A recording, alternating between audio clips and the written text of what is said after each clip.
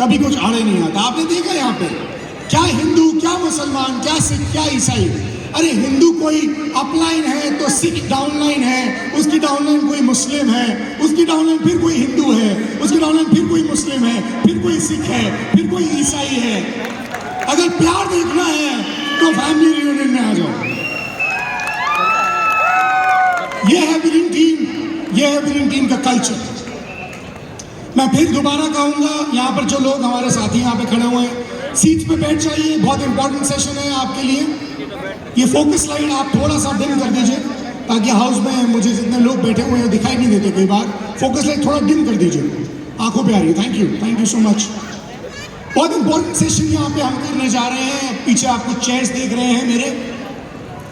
आपने बहुत सक्सेस देखी, विनिंग टीम में बहुत सक्सेस है, इतनी सक्सेस कि शायद हम कई बार सोचते हैं कि 3 दिन का फैमिली रियूनियन क्यों ना 1 दिन बढ़ा के 4 दिन का कर दें। 4 दिन का फैमिली रियूनियन कर दें। अब देखिए अगली बार क्या निर्णय होता है, क्या डिसीजन होता है। पर इतने सारे लोग, इतनी सारी सक्सेस, आपने बहुत सारे चेहरे देखे, पर कुछ चेहरे ऐसे थे जो शायद इस भीड़ में कहीं छिप जाते हैं। हम उन चेहरों को छांट कर लेकर आते हैं आपके लिए, इसलिए ताकि आप उनसे परिचित हो सकें, जान सकें उनके बारे में कि ऐसा क्या है कि उन्होंने कुछ अलग किया है, एक एक्स्ट्रा ऑर्डिनरी बैकग्राउंड से आए हैं। हम एक बीमारी है हम सबको बहानासाइटिस, एक्सक्यूज देने की। हम एक्सक्यूज देते हैं। अच्छा, मैं इसलिए सक्सेसफुल नहीं हो पा रहा हूँ क्योंकि मेरा एजुकेशन एक्चुअली बहुत ज़्यादा नहीं है, या फिर जिनका एजुकेशन ज़्यादा है वो ये सोचते हैं कि मेरा एजुकेशन बहुत ज़्यादा है ना, मेरे पास 5-6 डिग्री हैं, एक्चुअली मैं बहुत पढ़ा लिखा हूँ, तो मैं ये काम क्यों करूँ। कोई सोचता है कि मेरी एज बहुत कम है, मेरी उम्र बहुत कम है ना, इसलिए मेरी कोई सुनता नहीं। कोई सोचता है मेरी एज बहुत ज़्यादा है, अब मैं किसी काम का नहीं हूँ, मैं बूढ़ा हो गया हूँ।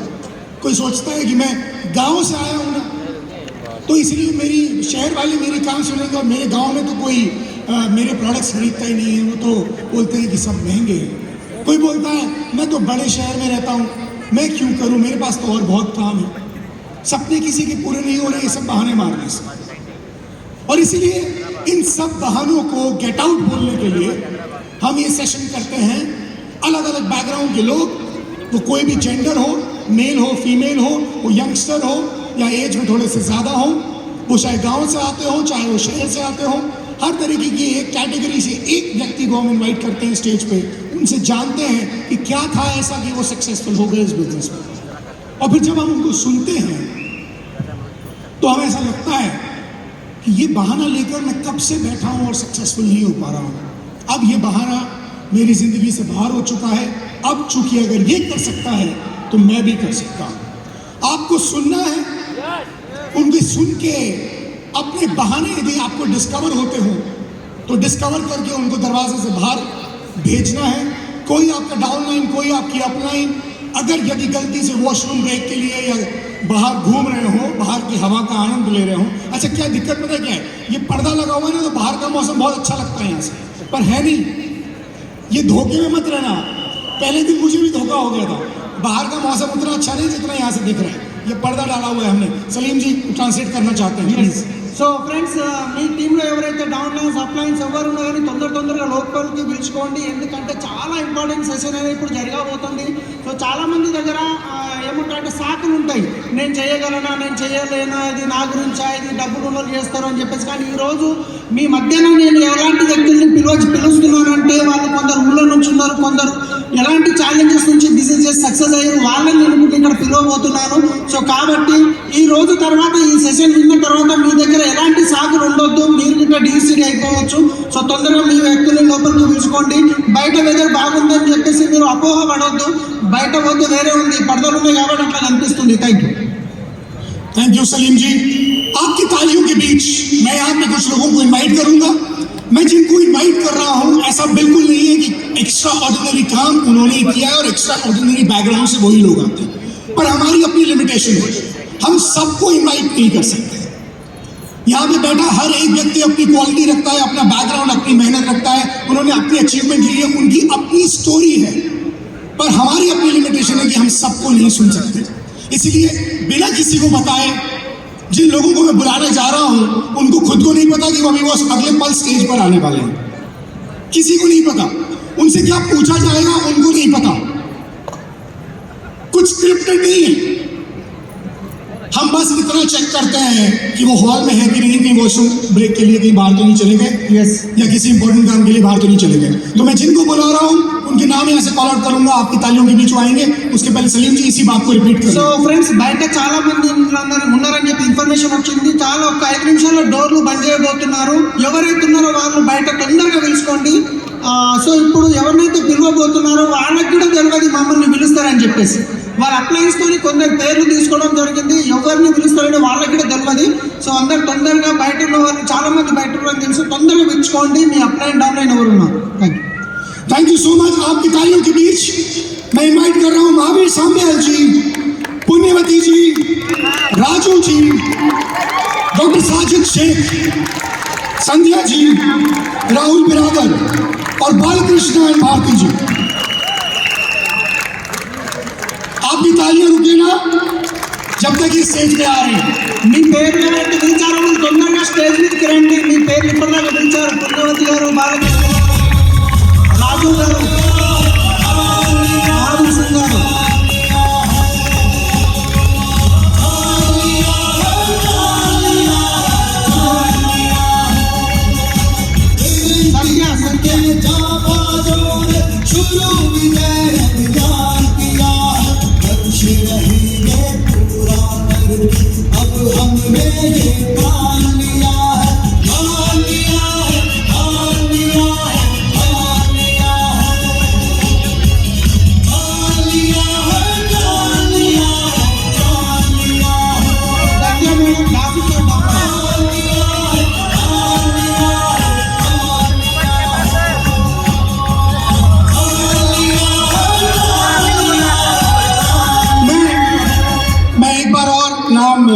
कॉल आउट कर रहा हूं महावीर सांब्याल जी, पुण्यवती जी, राजू जी, डॉक्टर साजिद शेख, संध्या जी, बालकृष्ण जी और राहुल बिरादर।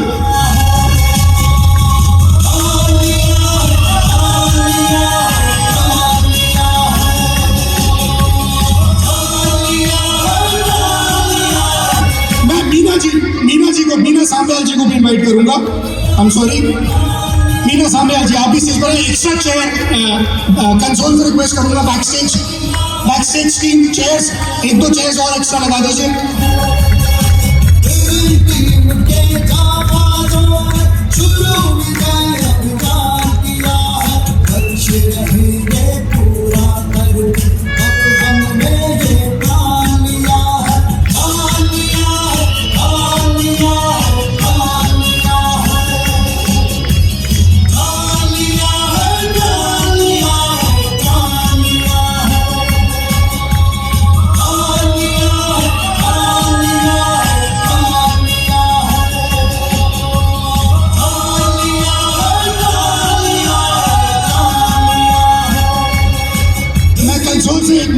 माइक के लिए रिक्वेस्ट करूंगा, एक माइक दे दीजिए एक्स्ट्रा प्लीज।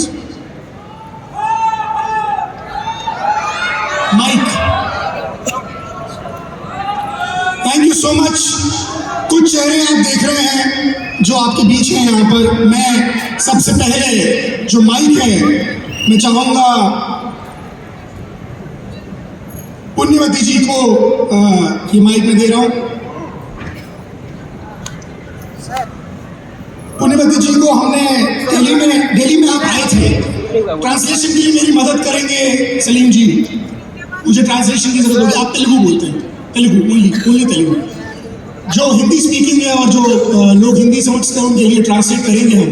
और इनफैक्ट मुझे लगता है कि सलीम जी आप भी यहीं आ जाइए, ज़्यादा बेटर रहेगा। एक चेयर और एक्स्ट्रा कंसोल से मैं रिक्वेस्ट करूँगा ताकि मदद हो सके ट्रांसलेशन में, क्योंकि मुझे समझना भी होगा और पूछना भी होगा। पुण्यवती जी दिल्ली में फैमिली रियूनियन में हमारे साथ थी, पर अनफॉर्चुनेटली फैमिली में कुछ हेल्थ चैलेंज आया तो आपको एक दिन पहले ही फ्लाइट लेनी पड़ी और दिल्ली में भी हमने तीसरे दिन ही पैनल डिस्कशन किया था। इसलिए आपको सुन नहीं पाए। पुण्यवती जी बताइए, आपके बैकग्राउंड के बारे में बताइए कि इस बिजनेस में आने से पहले आप क्या करते थे। పుణ్యవతి మేడం, ఈ బిజినెస్లోకి రావడానికి ముందు మీరు ఏం చేసేవాళ్ళు, మీ బ్యాక్గ్రౌండ్ గురించి చెప్పండి. నేను माइक थोड़ा पास में कर लीजिए, माइक पास में कर लीजिए। గుడ్ మార్నింగ్ ఫ్రెండ్స్, నా పేరు వచ్చేసి పుణ్యవతి ఫ్రమ్ గజ్వేల్. నేను గజ్వేల్ దగ్గర ఉన్న చిన్న పల్లెటూరులో స్కూల్లో, ప్రైమరీ స్కూల్లో వంట చేసుకుంటూ పార్ట్ టైం అనేది బిజినెస్ చేస్తున్నానండి. బట్ ఏంటంటే నేను ఈ బిజినెస్ చేస్తున్న టైంలో నాకు ఇలాంటి సిచ్యువేషన్ తెలియదు. బిజినెస్ అంటే ఏంటిదో నాకు అసలు తెలియదు. ఏం చేస్తున్నానంటే మాకు Sandhyarayana madam and Venu sir, Savitha madam and Simhachari sir, వీళ్ళు almost upline SP Balu sir వాళ్ళతో సహా నేను పాదాభినందనాలు తెలుపుకుంటున్నానండి. నాకు ఇంత మంచి అవకాశం ఇచ్చినందుకు. నేను చేస్తున్నది ఏం లేదండి, జస్ట్ షాప్ చేంజ్ చేసిన. ఒక 1000 మాత్రమే నేను బిల్ చేసినానండి. బిజినెస్ बैकग्राउंड के बारे में बताइए, आप क्या करते थे इस बिजनेस में आने से पहले। స్కూల్లో వంట చేసుకుంటూ నేను పార్ట్ టైం ఈ బిల్ చేసినానండి. బిల్ చేసిన ఉపాధి పనికి వెళ్తుండేదాన్ని. ఉపాధి పనికి వెళ్ళేదాన్ని, వ్యవసాయం కూడా చేసుకునేదాన్ని. మాకు హస్బెండ్కి ఇప్పుడు 15 సంవత్సరాలు అవుతుంది సార్ చనిపోయి. 15 సంవత్సరాలు అవుతుంది చనిపోయి. మా పిల్లలు చిన్నవాళ్ళు. మా ఆయన చనిపోయినప్పుడు 3 డేస్లో పుట్టిండు మా చిన్న బాబు. 3 డేస్కి పుట్టిండు. నేను అప్పుడు ఎలాంటి పని చేసే పొజిషన్లో లేనండి. ఒక 3 మంత్స్ మా అమ్మ వాళ్ళ ఇంటి దగ్గర ఉన్నా. ఆ నుంచి నేను ఈ బిజినెస్ నాకు ఎంత మంచి. थोड़ा सा ब्रेक लीजिए, एक बार ट्रांसलेट कीजिए ताकि हम भी समझ पाए क्या। यस, ये बता रहे हैं कि जो हस्बैंड 15 साल पहले गुजर चुके हैं, जब मेरा बच्चा 3 दिन में, मेरे हस्बैंड गुजरने के बाद 3 दिन में पैदा हुआ था, तो 3 दिन बाद बेबी पैदा हुआ हस्बैंड के जाने के। हस्बैंड का जो इंतकाल होने के 3 दिन के बाद बेटा पैदा हुआ, तो ऑलरेडी प्रेग्नेंट थे इन्होंने। तो इन्होंने स्कूल में काम करते हैं जो आफ्टरनून में, तो वहाँ पे उनका जो बिल आता है, उनका जो इनकम है लगभग 3000 के आसपास इनको इनकम वहाँ से मिलता है। इसके अलावा जो गांव में गवर्नमेंट से काम मिलता है, जो रोड खोदने का, झाड़ लगाने का, वो भी काम करते हैं। मजदूरी का काम भी करते हैं। और ये कितने समय पहले की बात है? ఎన్ని రోజుల క్రితం ముందు, ये रिसेंट बिजनेस में आना जब ऑलरेडी वही कर रहे थे, तो ఎన్ని రోజులు कौन से ईयर की बात है, किस साल की बात है? బిజినెస్ ఎప్పుడు స్టార్ట్ చేశారు మీరు? బిజినెస్ ఢిల్లీలో ఎఫ్ఆర్ ఫస్ట్ టైం నేను సత్యసాయి నిగంకు ఎస్పీ బాలు సార్ వాళ్ళు, సాగర్ బొమ్మిలి సార్ వాళ్ళు వచ్చారు. ఫస్ట్ టైం నేను అక్కడికి వచ్చిన. అక్కడ డిసిషన్ అనేది నేను స్ట్రాంగ్గా తీసుకున్నానండి. సత్యసాయి నిగంకి ఫస్ట్ టైం వెళ్ళిన ఎస్పీ బాలు సార్ వాళ్ళది, సాగర్ బొమ్మిలి సార్ వాళ్ళది మీటింగ్ వినడం వల్ల నా డ్రీమ్ అనేది ఎక్కడ సక్సెస్ అవుతుంది అనేది నేను అక్కడ నిర్ణయించుకున్నానండి. అదే మంత్లో నాకు ఎఫ్ఆర్ ఢిల్లీకి ఫస్ట్ టైం వెళ్ళిన. అప్పుడు ఫస్ట్ టైం వెళ్ళినప్పుడు నాకు అసలు బిజినెస్ గురించి అస్సలే తెలియదు. ఏం చేస్తున్నానో నాకే అర్థమైతే లేదు. వాళ్ళు అన్నారు, ఏమన్నారంటే డబ్బుల గురించి ఆలోచించలేదు. నేను మినిమం 10,000 అప్పు తీసుకొని వచ్చినానండి. అప్పుడు కూడా నా ఇన్కమ్ వచ్చేది ఒక 3,000 వచ్చేది. కానీ నేను అప్పు చేసి ఎఫ్ఆర్కి వెళ్ళిన. 10,000 అప్పు చేసి టీచర్ల దగ్గర ఆడుకొని ఎఫ్ఆర్కి వెళ్ళినానండి. ఆ డిసిషన్ అనేది తీసుకున్న. ఆ ఎఫ్ఆర్కి వెళ్ళొచ్చిన తర్వాతనే లాక్డౌన్ వచ్చింది. నా అదృష్టం అది. లాక్డౌన్ వచ్చిన తర్వాత మా అత్త మామ వాళ్ళు కూడా ఒప్పుకోరు కదా, ఇట్లా తిరుగుతుంది మీటింగ్. मैं कहूँगा कि थोड़ा सा ब्रेक लीजिए, ट्रांसलेशन जरूर लगेगा कि हमको भी समझ में आए, हमको भी हंसना है। ये बता रहे हैं जब लास्ट टाइम लॉकडाउन से पहले जो लास्ट एफआरयू हुआ था, उस टाइम पे उससे पहले ईडीएस हुआ था, सागर बॉम्बे सर, एसपी बालू सर हैदराबाद आए थे, सत्यसाई में मीटिंग हुआ था। उस मीटिंग में आके इन्होंने डिसीजन लिए। उसके बाद एफआरयू को भी आए। एफआरयू आने के बाद जैसे इमीडिएटली लॉकडाउन स्टार्ट हो गया, मगर जब तक हस्बैंड तो नहीं है, मगर सास ससुर मना करते थे कुछ भी करने के लिए। मगर जब लॉकडाउन मेरे लिए अच्छा है, जब मॉर्निंग सीपी क्लब चलता है तो वो सीढ़ी मेरे सास ससुर भी सुन के मेरे को परमिशन दिए, आप भी बिजनेस करो। तो ये पूछे इनसे कि 3,000 रुपए की इनकम, 3,000 रुपए की इनकम थी और मीटिंग में आने के पैसे थे, ये और एक बात बोलो, फैमिली रियूनियन में आने के पैसे थे। वो बात और एक बात बोले उन्होंने, मैं टीचर्स जो स्कूल में पढ़ाती हूँ, वो टीचर से मैं उनसे 10,000 रुपये खर्चा लेके मेरी वहाँ एफआरयू पहुँची। मतलब कर्ज लिया है 10,000 रुपए का टीचर से। स्कूल में आप झाड़ू लगाने का काम करते हैं, स्कूल में खाना बनाने का काम करते हैं। दोपहर में बच्चों को जो गवर्नमेंट से आए थे ना, वो दोपहर के खाना इन्हों पूरा तरकारी पूरा ला के पका के जो बिल देते, एक बंदे को इतना पैसा देते, वो पूरा खर्चा जाके इनको मिलने का प्रॉफिट 3,000। अच्छा, खर्चा निकाल के जो घर में बचा वो 3,000 रुपये बचा, खाना बना मिड डे मील बनाने के बाद। स्कूल में जो बच्चों को मिड डे मील होता है जो, ओके, तो उसके लिए 10,000 रुपये इन्होंने कर्ज लिया। वो उनके इनकम के बाद वो टीचर से पैसे नहीं थे, तो टीचरों से और कर्जा लेके FRU आए दिल्ली में। यस। ओके, उसके बाद फिर जब बिजनेस करने का डिसीजन लिया तो बिजनेस की शुरुआत कैसे करी, किसको जाके प्लान दिखाया? क्योंकि कोई इस बैकग्राउंड के किसी व्यक्ति की कोई बात सुनता है, किसकी लिस्ट बनाई, किसको जाके प्लान दिखाया, बिजनेस कैसे ग्रो हुआ? సో మరి FRU కి వచ్చినాక మీరు పని ఎట్లా చేసారు, ఎవరికి చెప్పారు ప్లాన్, మీ మాట వినలేరా? నేను ప్రోడక్ట్ యూజ్ చేస్తున్నా సార్, ప్రోడక్ట్ యూజ్ చేస్తున్నా.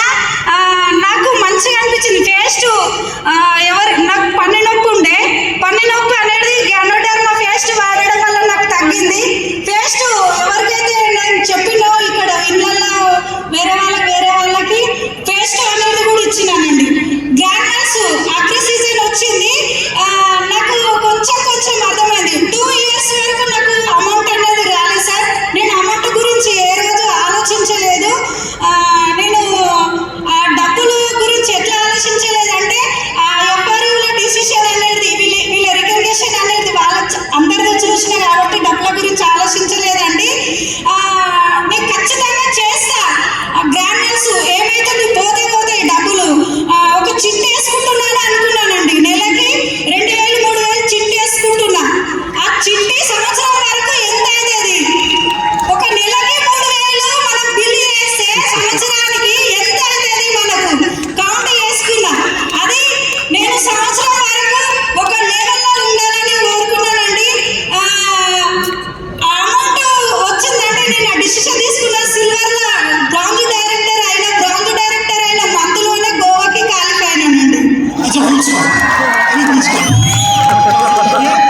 पहली बार जब पेस्ट यूज करे थे, गैनो पेस्ट यूज करते, दांत में दर्द था, वो दांत में दर्द भी चले गया। मगर उसके बाद इन्होंने ग्रैनुअल्स लेके कस्टमरों को देते थे। मगर इन्होंने, मैं FRU आने के बाद 2 साल तक मेरे को पैसा नहीं आया। मगर मैं क्या सोचती थी, अगर महीना 3,000 रुपये की अगर चिट्ठी डालती हूँ मैं, तो 1 साल का कितना होगा? मैं एक चिट्ठी डालने समझ के प्रोडक्ट परचेज करती हूँ। चिट्ठी का मतलब क्या होता है? 20 लोग हैं, वो महीना 3,000 डालते हैं, वो 60,000 होता है। ऐसा किटी बोलने कमेटी बोलिए किटी, हाँ वो है। मैं सोचती हूँ प्रोडक्ट ऐसा, मैं प्रोडक्ट खरीदूँ ऐसा नहीं, मैं एक चिट्ठी डाल रही कमेटी में समझ के मैं प्रोडक्ट परचेज करी। मगर उसके बाद मैं जैसा सिल्वर बनी और गोवा भी क्वालिफाई हो चुके थे इन्होंने। तो ये मतलब इन्होंने फैमिली में ट्रेंड किया, उसके बाद लॉकडाउन लग गया। जैसे FRU आते ही लॉकडाउन 17 दिन बाद लग गया था लॉकडाउन। तो फिर इन्होंने बिजनेस कैसे बिल्ड किया? घर से बाहर तो निकल नहीं सकते थे, ऑनलाइन क्या इनके पास, इनको जूम आता था उस समय, कैसे बिजनेस बिल्ड किया? మరి లాక్డౌన్ కి రాగానే మీకు ఎట్లా బిజినెస్ చేసింది మీరు? మీకైతే మీకు జూమ్ గిన్ తెలుసా తెలియదా? ఎట్లా చేసారు? ఎవరికి ప్లాన్ చెప్పారు? उनको ये भी बोलिए, थोड़ा शॉर्ट में बोलिए, ट्रांसलेशन के लिए मौका दीजिए, फिर सवाल నేను బిజినెస్ అనేది అసలు నాకు అసలే తెలియదు సార్. నేను మార్నింగ్ సైడ్ వింటున్నా, వేరే వాళ్ళకి ట్రాన్స్లేట్ చేస్తున్నా, కానీ బిజినెస్ గురించి అసలే తెలియదు. అమౌంట్ వస్తుంది అన్న నమ్మకంతో మాత్రం స్ట్రాంగ్ డిసిషన్ తీసుకున్నా. గ్రాన్యుల్స్ ఇచ్చిన నేను ఎవరెవరు చెప్పిన అంటే మా తమ్ముడికి చెప్పిన, మా ఫ్యామిలీలో చాలా మందికి చెప్పినానండి. అందరూ నో అన్నారు. నో ప్రాబ్లం, నో అన్న వాళ్ళని పక్కకు పెట్టేసిన. ఎవరైతే డిసిషన్ తీసుకుంటారో, పరశురామ్ సార్ సిద్దిపేటలో ఉంటాడు, ఆ సార్కి చెప్పిన, ఆ సారు బిల్ చేస్తుండు. ఇక వాళ్ళు స్టార్ట్ చేసిరు. ఆల్రెడీ ఇంకో పుణ్యవతి మేడం మా ఆడబిడ్డ ఉంది, ఆమెకు చెప్పిన, ఆమెకు ఒక 1 year నో అన్నది. నెక్స్ట్ టైం వచ్చింది ఆమె మళ్ళీ ఏంటి మీటింగ్లు, ప్రతి ఒక్క మీటింగ్ తీసుకొచ్చిన వాళ్ళని మీటింగ్లో కూర్చుంటే పెట్టిన. ఈరోజు సక్సెస్ అయ్యారు. వాళ్ళు కూడా ఒక స్టార్ డైరెక్టర్ లెవెల్లో ఉన్నారు, బ్రాంజ్ గోల్డ్ డైరెక్టర్ లెవెల్లో ఉన్నారు, ఆల్రెడీ సిల్వర్లో ఉన్నారు. ఆల్మోస్ట్ నా కింద ఇప్పుడు నేను డైమండ్ వరకు వచ్చిన వాళ్ళు స్టార్ వరకు ఉన్నారు సార్. ఖచ్చితంగా నేను ఎట్లా ఇచ్చేది వాళ్ళ ఇంటికి? ఇంటింటికి నేను ఒక గ్రానల్స్ మాత్రమే, మాకు ఆటోలు అనేది బస్సు వెహికల్ అనేది ఉంటుంది, నెత్తి మీద పెట్టుకొని వెళ్ళేదాన్ని ఆటో లేకపోతే.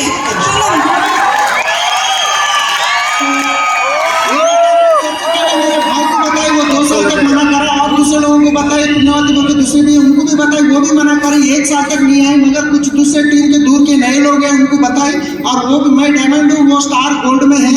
मगर जब शुरुआत में प्रोडक्ट देते थे, हमारे गाँव से अगर ऑटो चढ़ने के लिए लगभग 1 किलोमीटर, बस की फैसिलिटी नहीं है, ऑटो की फैसिलिटी नहीं है, बस चढ़ना तो 1 किलोमीटर जाना पड़ेगा।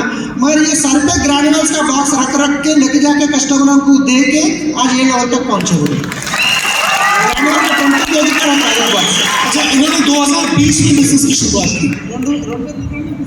हाँ 2020 में, अभी 2 साल ही हुए, लगभग 2.5 साल हुए। सर एक्चुअली ये 2 साल में ना उन्होंने खाली सीखे हैं, जूम अटेंड करके ऊपर सीखे हैं। काम तो उनका 6-8 महीने से शुरू हुआ है, और गोवा से 2 महीने पहले शुरू हुआ। बस जब तक वो नॉलेज लेते गए, हर मीटिंग आते गए, हर महीना प्रोडक्ट परचेज करते गए, 2 साल तक पैसा आ रहा नहीं आ रहा वो देखे ही नहीं। पैसा नहीं आया 2 साल? 2 साल नहीं आया, 2 संवत्सर ఏం డబ్బులు రాలేదు। డబ్బులు రాలేదు సార్। आपको कभी ऐसा नहीं लगा कि आपकी बात कौन सुनेगा, या ये उल्लू बनाने का बिजनेस है, लोगों को जोड़ने का बिजनेस है, लोगों ने आपको मना नहीं किया करने के लिए, आपको रिजेक्ट नहीं किया, आपका कॉन्फिडेंस कभी कम नहीं हुआ? నో అనలేరా మీకు ఎవరు? ఇది మనుషుల ముంచే బిజినెస్ ఇలాంటి అని చెప్పి నో అని ఎవరు అనలేరా? నో అని మస్తు మంది అన్నారు సార్. నో అన్న వాళ్ళకి నేనేం చేసిన అంటే, నో అన్న వాళ్ళు మీరు ఇక్కడ ఉండండి, నో అని మా టీచర్లు కూడా అన్నారు. ఇట్లాంటి మస్తు ఉన్నాయి, మస్తు చూసినాం. కానీ నేనేమని చెప్పినా, ఈ వెస్టేజ్ విన్నింగ్ టీమ్ లోనే సక్సెస్ అయి నిరూపిస్తా, 6 నెలల్లో కారు వచ్చి మీ పక్కన పెడతాను.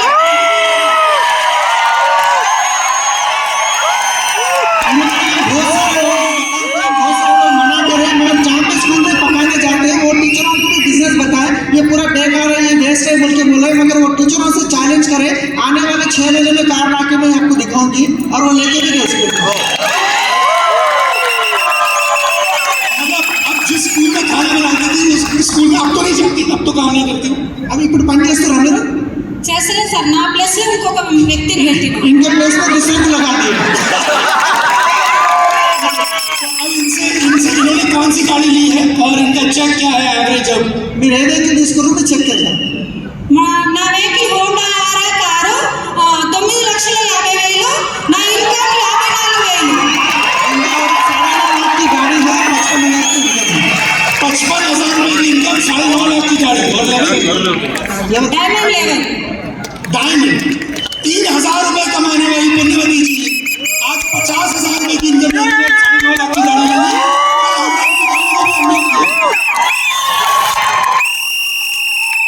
अभी आपको अपने फ्यूचर की चिंता है। आपका बेटा कितना बड़ा होगा? 2 साल? పిల్లలు ఎన్ని సంవత్సరాలు ఉన్నారు పిల్లలు? ఇప్పుడు సార్ ఏజ్ ఎంత ఉంది?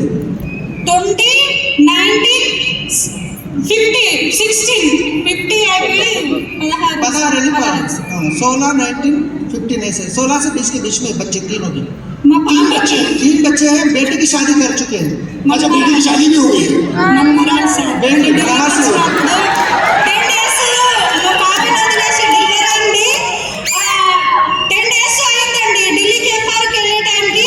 10 డేస్ పాపని సిజర్ అయింది, ఆపరేషన్ అయింది. మా అత్తమ్మని మా ఆడబిడ్డని బతిలాడిన, ఏడ్చిన, ఎట్లనైనా చేసి నేను ఎఫ్ఆర్కి వెళ్ళాలి, నేను అక్కడ హైదరాబాద్ వాళ్ళ రికగ్నిషన్లు చూడాలి, నేను మెయిన్ ఇంపార్టెంట్, నేను ఒక జాబ్ చేస్తున్నా, ఆ జాబ్లో నేను ఖచ్చితంగా ఈ డిసిషన్ తీసుకోవాలి, మీరు ఉండండి అని చెప్పి మా అత్తమ్మని మా ఆడబిడ్డని వాళ్ళందరినీ అడిగి నేను 10 డేస్ ఉన్న పాపని వదిలేసి ఎఫ్ఆర్కి ఢిల్లీకి వెళ్ళినానండి.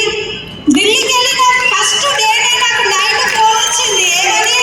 మా మన్మరాలు బాగాలేదు, నువ్వు ఎందుకు పోయినావు అని మా అత్తమ్మ మా ఆడబిడ్డ ఊరోళ్ళందరూ తిట్టుకున్నాడే నన్ను. सामने ऐसा తిట్టుకున్నోళ్ళు ఏమన్నా ఇస్తారా మనకు? తిట్టుకున్నోళ్ళు ఏమన్నా సాధిస్తారా? అది నేను ఒక స్ట్రాంగ్ డిసిషన్ తీసుకున్నానండి. తిట్టుకున్నోళ్ళు ఈ రోజు వెనక ఎగతాళి చేసేవాళ్ళు ఎవరు ఏమి ఇవ్వరండి. స్ట్రాంగ్ గా నిర్ణయం ఎవరైతే ఇక్కడ చేస్తారో వాళ్ళు డిసిషన్ అనేది ఇక్కడ నిరూపించుకోవాలండి. నేను అది నిరూపించుకుంటున్నానండి. ఇప్పుడు కూడా మా ఆడబిడ్డను మా అత్తమ్మను కూడా ఉంచేసి వచ్చినానండి. एफआरआई जाने से 10 दिन पहले इनकी जो लड़की की शादी करी थे, वो 10 दिन पहले उनकी डिलीवरी हुई। वो 10 दिन की बच्ची को छोड़ के, मतलब उनके सास ससुर भी मना कर रहे थे, और उनके औरत बच्चे बोलते जो हस्बैंड की बहन, तो उनसे आप रिक्वेस्ट करके सास ससुर से पूछ के रोक के मैं FRU जाना है, हमारे लोगों की रिकग्निशन देखना है बोल के उनसे परमिशन लेके 10 दिन के बच्चे को छोड़ के जब FRU आते ही दूसरे दिन घर से कह रहा है बच्चे को तबीयत खराब है, तुम क्यों ऐसा गए, लोग गाली दिए, गाँव वाले भी उन लोगों को गाली दिए, मगर जो गाली देते हैं वो हमको कुछ करने वाले नहीं, उनको हम करके दिखाना है ये बोले। अभी गाँव वाले क्या बोलते हैं कि पुण्यवती जी लखपति हो गए, ఊరు ఏమంటారు మిమ్మల్ని పుణ్యవతి? ఇప్పుడు ఏమన్నా సార్ నేను డియూసిడి అయినప్పుడు వాళ్ళు నేను అనేది ఏంటనేది నిరూపించి చూపెడతాను. ఇప్పుడు ఏమంటారు కార్ తీసుకున్నారు కదా, ఇప్పుడు ఏమంటున్నారు పుణ్యవతి లక్షాధికారి అయిపోయింది, మంచి డబ్బులు సంపాదిస్తుంది, కార్ తీసుకుందని. కార్ తీసుకొని ఊర్లో పోతే ఏమంటారు, ఏమని చెప్పండి సార్, మా అల్లుడు మా వాళ్ళు అత్తగారు ఏమంటారు 3 లక్షలు అంటే 9,50,000 కారు తీసుకుంది కానీ నాకు కట్నం ఇవ్వలేదని ఆలోచించి నన్ను అడుగుతారు. ये बोलते हैं जब कार लेके मैं जा रहा हूँ, हमारे दामाद बोल रहे हैं मेरे को शादी करते हो तो मेरे को जो कटनम बोलते पैसे नहीं दिए, मगर आज तो 9.5 की गाड़ी नहीं अभी पूछ रहे हैं ఇప్పుడు అడుగుతారు కట్నం. ఇప్పుడు కాదు సార్, ఇంకొక ఒక 2 సంవత్సరాలు ఆగురి మీకు డబ్బులు ఇస్తానని చెప్పిన నేను. उनको दामाद को बोले 2 साल रुपये आपको मैं डबल दिला के देंगे बोल के बोले. तो दामाद को चैलेंज कर दिया है. अच्छा, तो गाड़ी चलानी आती है? బండి నడపడానికి వస్తారా? రాదు సార్ నాకు. गाड़ी चलानी नहीं आती है? తమ్ముడు उनके भाई को लेके जाते हैं, उनको गाड़ी चलाने नहीं आती. गाड़ी भी नहीं चलानी आती है, तो फिर कैसे बिजनेस कैसे बिल्ड करते हैं? भाई को लेके जाते हैं. వెళ్తున్నా సార్, బిజినెస్ ఎట్లా బిల్డ్ చేస్తారు? తమ్ముని తీసుకొని వెళ్తున్నారు. తమ్ముడు తీసుకొని ఎక్కడ మీటింగ్ ఉన్నా ఎక్కడ ఉన్నా కానీ ఇట్లా రా అనగానే మా తమ్ముడు వచ్చి నా ముంగట ఉంటుండండి. और तमिल में तो गोल्ड डायरेक्टर है, 2 साल मना के वैसे भाई भी अभी गोल्ड डायरेक्टर पे है. भाई भी आ गए. भाई भी आगे उन्होंने यहाँ पे कितनी लेडीज हैं, एक बार हाथ खड़ा करेंगे प्लीज. अभी कोई बहाना है आपके पास खुद कोई बिजनेस नहीं करने का और अपने हस्बैंड को सपोर्ट नहीं करने का? जब एक सिंगल मदर काम करके सिर्फ 2 साल 2.5 साल के अंदर, जिसमें से बता रहे हैं कि 2 साल तो काम भी नहीं किया, 6 महीने की सक्सेस है, उसमें एक गाड़ी आ सकती है, 50,000 का चेक आ सकता है, वो भी कहाँ से कहाँ तक, मुझे नहीं लगता कोई और बहाना है. Thank you so much Punyavathi ji. Great sir. మా అప్లైన్ కొన్ని పేర్లు తీసుకుంటా sir. Great Bharath and Sandhya madam, Simhachari sir and మా తమ్ముడు బాను, నాకు వీళ్ళందరూ హెల్ప్ చేయడం వల్ల నేను ఇంకా చాలా ముందుకు వెళ్తున్నానండి. వీళ్ళకు ఎన్ని నాకు జన్మలున్నా వీళ్ళకి ఎప్పుడైనా రుణపడి ఉంటానండి. నాకు చాలా హెల్ప్ చేస్తారు. ఒక సింగిల్గా నేను చేస్తున్నా ముందుకు వెళ్తున్నానంటే నాకు వీళ్ళు చాలా హెల్ప్ చేయడం వల్లనే సార్. यस, यहाँ पे और एक बात बताना चाहिए. इन्होंने जब स्कूल में खाना पका रहे थे बच्चों के लिए, इनके अपलाइन संध्या मैडम ने प्लान इनको बताने नहीं गए, वो स्कूल के टीचरों को प्लान बताने गए थे, मगर स्कूल के टीचरों ने ज्वाइन नहीं हुए, मगर इन्हों सुन के बाजू में ठहर के उनके घर जाके आप स्कूल में क्या बता रहे थे मेरे को बताओ बोल के वो जबरदस्ती चले गए. Thank you so much Punyavathi जी. महावीर जी को माइक पास कर दीजिए प्लीज, माइक पास कर दीजिए. उतनी आप दे दीजिए, इधर दे दीजिए, वो पास कर देंगे. Thank you so much. Mahavir Sambyal ji को आप देख रहे हैं. महावीर जी, मीना जी, आप जम्मू से आए हैं हमारे बीच और आपके बारे में तो सबको पता है, क्योंकि 3 लोगों ने आपकी मदद करी स्टेज पे आने से. आपको चैलेंज है पैरों का. थोड़ा सा बैकग्राउंड के बारे में जानना चाहेंगे सर, और मैं आप सबको बता दूं और आप लोगों को भी बता दूं जो स्टेज पे हैं कि अगर मैं आपको बीच में रोकूं तो आप बुरा नहीं मानेंगे. अभी अगले 1 घंटे तक आपको बुरा मानने का अधिकार नहीं है, क्योंकि समय की मेरे पास सीमा है. कोई ज़्यादा बोल पाएगा, कोई कम बोल पाएगा, पर मैं आपको रोकूंगा क्योंकि मुझे समय दिख रहा है और इस समय में हमको रैप अप करना है. प्लस ट्रांसलेशन में कुछ बहुत सारा समय चला जाता है. अब आप हिंदी में बोलेंगे तो तेलुगु में भी ट्रांसलेशन कुछ इंपॉर्टेंट पॉइंट्स करने पड़ेंगे, तो आप बुरा नहीं मानेंगे, पर मैं बीच में कहीं आपको रोकूंगा. मुझे तेलुगु में कहाँ रोकना मुझे ये भी समझ में नहीं आता. हो सकता है बीच में कहीं ऐसी जगह रोक दूँ आपको लगा अरे अभी क्यों रोक दिया, तो आप बुरा नहीं मानेंगे. ये भी ट्रांसलेट कर दीजिए एक बार कि तेलुगु में रोकूंगा तो बुरा नहीं मानेंगे. నేను మీకు ఎప్పుడన్నా నేను గంటనే టైం ఉంది కాబట్టి మీరు మాట్లాడేటప్పుడు ఒకవేళ మధ్యన మాత్రం నేను ఆపితే మీరు ఏం పొరపాటుగా అనుకోవద్దు, ఎందుకంటే మీరు తెలుగులో ఏం చెప్తారో నాకు తెలియదు, కానీ ఆపాల్సిన అవసరం వచ్చినప్పుడు ఆపుతా. ట్రాన్స్లేషన్ మీరు చేయాలి కాబట్టి టైం తక్కువ ఉంటుంది, మధ్య మధ్యన ఆపితే మీరేమి అనుకోవద్దు. Thank you Mahavir ji. थोड़ा सा बैकग्राउंड के बारे में बताएं सर, 1 मिनट के अंदर कि क्या जर्नी रही आपकी और ये चैलेंज जो है वो कैसे हुआ. Good morning everyone. मेरा नाम doctor Mahavir Singh Sambyal, my wife Meena Sambial, and I'm a dental surgeon by profession. So, दोस्तों, we are from Samba district of Jammu and Kashmir state. आप जम्मू से आए हैं और ये आपका तीसरा फैमिली रियूनियन है। Yes, sir. This is his third family reunion और दोनों आए। సార్ జమ్మూ నుంచి వచ్చారు, డెంటల్ డాక్టర్. ఇప్పటికి 3వ ఫ్యామిలీ యూనియన్ అటెండ్ చేస్తున్నారు సార్. అహ్మదాబాద్, ఢిల్లీ, మళ్ళీ హైదరాబాద్, జమ్మూ కాశ్మీర్ నుంచి వచ్చారు. और दोस्तों, I am a very emotional person. लेकिन इमोशनल आदमी बहुत स्ट्रांग होता है, ये आप लोगों को शायद पता नहीं हो. I can see my mentor भारे साहब. तो इमोशनल आदमी बहुत स्ट्रांग होता है. तो दोस्तों, मुझे प्रैक्टिस छोड़े 2007 में मैंने प्रैक्टिस छोड़ दी थी. उसके बाद मेरा जरिया इनकम का यही था. So I had to be very very punctual for this from heart, because मेरे सपने बहुत बड़े थे. तो और मैं क्या बताऊंगा, रहने वाला मैं छोटे से गांव में हूँ. अभी गुड़गांव में शहर में रहता था, वो मैंने छोड़ दिया है बिकॉज ऑफ माई मदर. तो दोस्तों, एक चीज़ याद रखना, कभी अपनी माँ को अपने साथ मत लाना.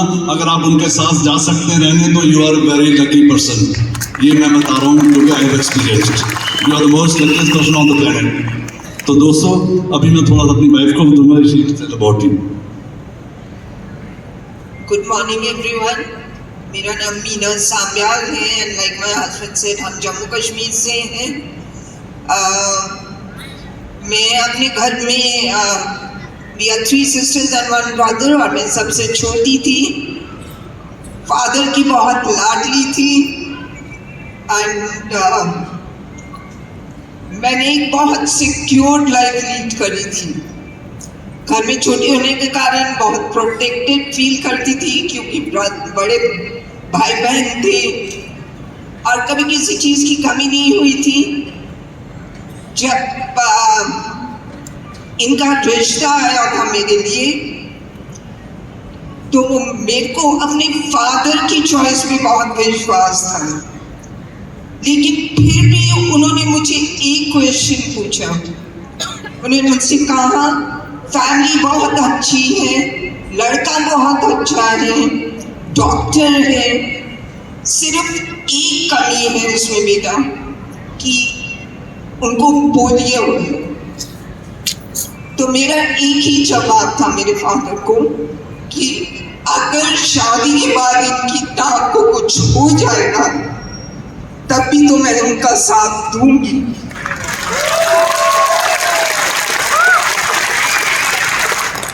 लेकिन मैं आपको बताऊं, I feel very very lucky married to him, क्योंकि मेरे इतने सपने नहीं थे, लेकिन इनके साथ आने के बाद मेरे सपने भी बहुत बड़े हो गए हैं. So I am very thankful to him. Thank you ma'am. मैं महावीर जी से एक बार जानना चाहूंगा कि पैरों का क्या चैलेंज है सर? Yes, sir. थोड़ा सा उसके बारे में बिल्कुल. सर, मैं 2-2.5 साल का था तो वी वर ट्विंस, हम 2 जुड़वे हैं. तो जो मेरा छोटा भाई था, 5 मिनट का डिफरेंस था, तो ही वॉज वेरी लाइक, मतलब जैसे मरने वाला बच्चा होता है ना, ये 2 में से एक जाता ही जाता है सर. हाँ. तो उस साल हमारे गांव में 22 जुड़वे हुए थे, जिसमें से एक ही जुड़वे बचे थे, वो हम थे. मेरी माँ बताती है. एंड ही वॉज सर, मतलब इतना था उसको, जैसे चूजे को रुई में नहीं लगती, ऐसे मेरी माँ उसको संभाल कर रखती थी. एंड आई वॉज लाइक, मेरा नाम ही मक्खन पड़ा था. I was very healthy, very strong baby. मक्खन से महावीर. हाँ सर, मक्खन मेरी माँ तो महावीर तो मेरे फादर ने कहा कि you are a very strong, मतलब बड़ा स्ट्रॉन्ग बच्चा है. नहीं, तो क्या हुआ सर, मेरे को माँ कहती कि मैं तेरे को छोड़ देती थी, कोई भी संभाले, उसको मुझे पालना. मतलब छोटा था बिल्कुल, वो तो मरने वाला था. उसके कहती उसके घुटने ऐसे थे, मतलब नीज उसके इतने. तो मैंने कहा चल कोई, मैं सुनता हूँ ना माँ से. तो सर उस समय पोलियो ड्रॉप्स नहीं होते थे. तो दिस इज 57 की बात है, 56 I got attack by polio. Polio attack करते हैं, शायद आप लोगों को नहीं पता हो, ब्रेन को, लंग्स को और लिम्स को. तो आई वॉज लकी कि लिम्स का हुआ, वो भी लोअर, नहीं तो कई बार 4 लिम्स होते हैं, और कई बार अगर लंग्स में हुए तो life long you have to stay on a machine, और ब्रेन में हुए तो then you are no more. फिर तो आप, तो मुझे पोलियो हुआ 2 लाख. तो मेरी माँ रोती थी मुझे उठा के. She used to see my both the legs just ऐसे लटक रही है. तो वो सोचती थी कि इसका क्या होगा, कल को हम नहीं रहेंगे तो ये बहन भाई तो किसी के सगे होते नहीं. मैं कहती मेरे को इतना तेरा होता था. मैंने कहा हमको तो नहीं पता था, ये तो मुझे अब पता लगा मेरी माँ ने जब से. तो दोस्तों मेरे फादर की पोस्टिंग थी पुणे में, he was in the army, so I got treatment done in Pune hospital, Pune hospital. तो वहाँ एक में तो हीट अच्छी मिली और थोड़ा सा उसमें स्ट्रेंथ आ गई, दूसरी थोड़ी ठीक हुई तो my father got posted out, मतलब वो पोस्टिंग हो गई। But I was very fit, बड़ा अच्छा मैं ग्रो होता गया, तो दिमाग तो वैसे ही काम करना, कहते ना ऊपर वाला दिमाग भी ज़्यादा दे देता है, तो आई वॉज ऑल गुड, बड़ा अच्छा स्कूलिंग की, स्कूल में ऑल इंडिया क्रिकेट खेला, सब किया, तो दिमाग और खराब होने लगा, मतलब फिर पिक्चरें देखते थे, सपने पढ़ने लगे। तो फिर मैंने कहा ये पैसा कौन ज़्यादा कमाता, तो मैं देखता था doctors used to earn good money. तो मेरे बाप ने, मेरे फादर ने मेरे कहा कि बेटा अगर ऐसे सपने लेने, ऐसा काम करना है तो यू बिकम ए डॉक्टर। बस वो सीट क्या डली, मैं पीएमटी में 3 बार फेल हो गया, लेकिन मैंने कुछ और नहीं किया, मैं ग्रेजुएशन कर पीएमटी देता था। और दोस्तों 3rd पीएमटी अगर मैं क्रॉस नहीं करता तो I wouldn't have been in medical, क्योंकि उसकी एज लिमिट होती है। तो 24th की एज में I got cleared by PMT and I got selected in medical college Indore. तो सर डॉक्टर बनने के बाद हाँ जी। आप अभी भी प्रैक्टिस कर सकते हैं मैं सर सर्जरी? बिल्कुल सर सही कहा आपने। मेरे दोस्त अभी बोलते तू कहाँ चक्कर मारा, तू तो इतना अच्छा डेंटल सर्जन है। Because sir I selected dentist, वो भी इसलिए कि मेरे ब्रदर ने कहा था, ही वाज इन अमेरिका, कि डेंटिस्ट के पास तो हेलीकॉप्टर होता है, तो मैंने कहा है, तो I left my MBBS in Bhopal and joined dentistry in Indore. मैं दोनों ने क्लियर किया था। आप अभी भी डेंटल सर्जरी प्रैक्टिस कर सकते हैं, पर आप उसके बाद भी ये बिजनेस में हैं, ऐसा क्यों? सर सबसे अच्छी बात आपने पूछी, क्योंकि मैं प्रैक्टिस कर रहा था ना, I was making good money. कोई ऐसी गुड मनी होती है 2 लाख रुपए 1.5 लाख रुपए महीना, इट्स गुड मनी। पर फिर भी उसमें मेरे सपने इतने बड़े थे कि आई कुड, मैंने कहा ये तो दाल रोटी चल रही हमारी। तो 2000 में I got a direct selling industry 2000 year में। तो उसमें सपना देखा कि सपने तो इससे बोलते हैं जिसमें अनलिमिटेड स्कोप है, वो चीज मेरे दिमाग में हिट हुई सर। तो by 2007-8 I left the practice, पिछली कंपनी में थोड़ा करके प्रैक्टिस बंद कर दिया, आई वाज फ्री। फिर तो मुझे चाहिए थी जिंदगी में सिर्फ फ्रीडम, टाइम और बच्चों के साथ, इनके साथ जबकि मैं कभी नहीं रहता, और तब से मैं I am only with this. लेकिन मेरे दोस्त अभी बोलते हैं कि वो मेरे से सलाह ले लेंगे, सब ले लेंगे, लिखवा लेंगे दवाई, लेकिन कहते तू प्रैक्टिस कर। मैं कहा मेरे को नहीं करना। देखो sir one thing I tell you, दोस्तों मैं बताता हूँ आपके लिए, योर फैमिली इज इनडिस्पेंसेबल, मतलब ये आपके इसके अलावा और कुछ नहीं होगा। मैं अगर चला गया तो इनको मेरे अलावा कुछ नहीं होगा, लेकिन पेशेंट को 10 डॉक्टर मिल जाएंगे। सो मैंने वो पोर्शन नहीं लिया, मैं कहा नहीं, मेरी फैमिली के लिए I am the only person. Patient तो कभी सका नहीं है, मैंने ठीक नहीं किया, वो दूसरे के बाद भाग जाएगा। मैंने ये डिसीजन लिया कि नहीं, I will be with my family. और उस समय मेरी बेटियां 12th करके ज्वाइंट अपना प्रोफेशन में जा रही थी, तो दे वर अलोन। मैंने कहा नहीं, being a father I will stay with my daughters in Gurgaon, तो आई लेफ्ट माय प्रैक्टिस। इस चैलेंज के साथ सर आप बिजनेस कैसे बिल्ड कर पाते हैं? इस चैलेंज के साथ पैरों सर बहुत इजी है सर, एक बार लोग जानना चाहेंगे इसके बारे में। ये चैलेंज तब है अगर आपने दिमाग में डाल लिया तो।